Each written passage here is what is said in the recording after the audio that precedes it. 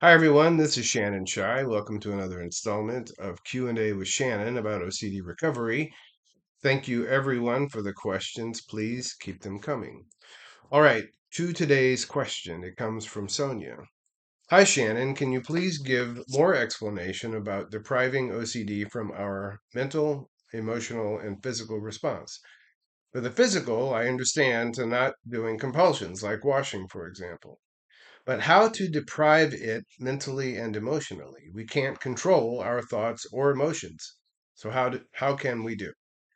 All right, great question. So instead of saying we can't control our thoughts or emotions, I think it's more accurate to say that we can't control the thoughts OCD gives us.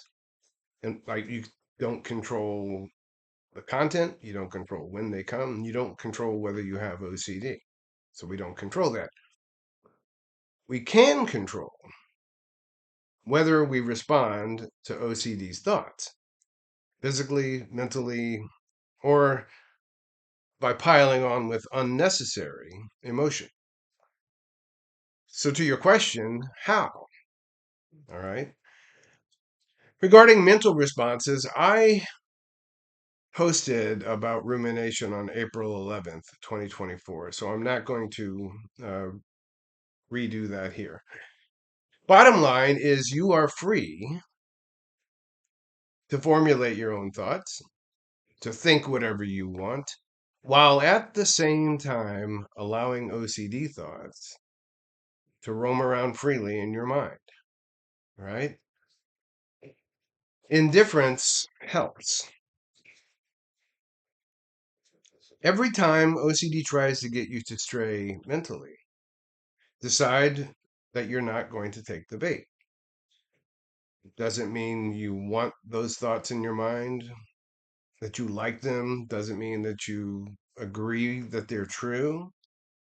You just don't care that they're there. A great analogy is think of a basketball player who's in a tight game has to shoot a free throw. The basketball player is the only person in everyone's sight. He has to, or she has to make the free throw while the crowd behind the backboard is doing everything within its power to distract the basketball player trying to shoot the free throw. The basketball player, notwithstanding all that noise and all of those would be distractions, stays focused on the mission. He or she does what he or she wants to do. It's the same. You can be indifferent to that noise. And in OCD's case, we know it's coming from OCD, or we highly suspect it, or we might slightly suspect it. That's enough. Regarding emotions, it is true that we cannot block our natural emotions. We can decide, however, whether we're going to pile on. I adopted a technique that I called emotional even flow, and I named it after a Pearl Jam song back in the 1990s when I was most ill.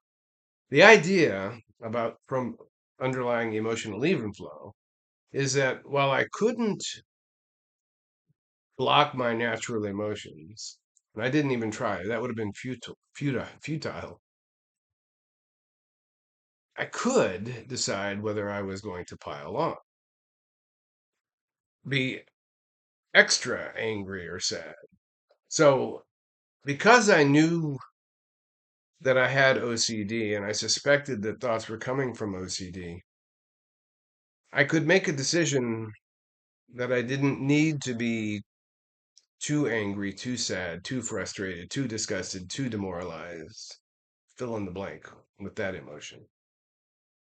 I tried to the best of my ability to keep my emotions on an even keel. It helped. Indifference helped a lot there too.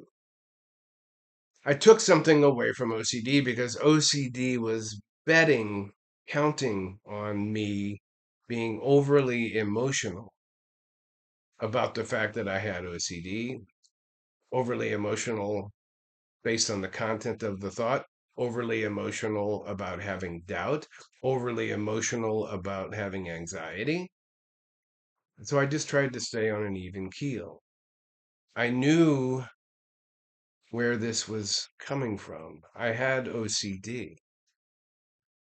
And so I made a decision to take something away from OCD, right? To take power away from OCD.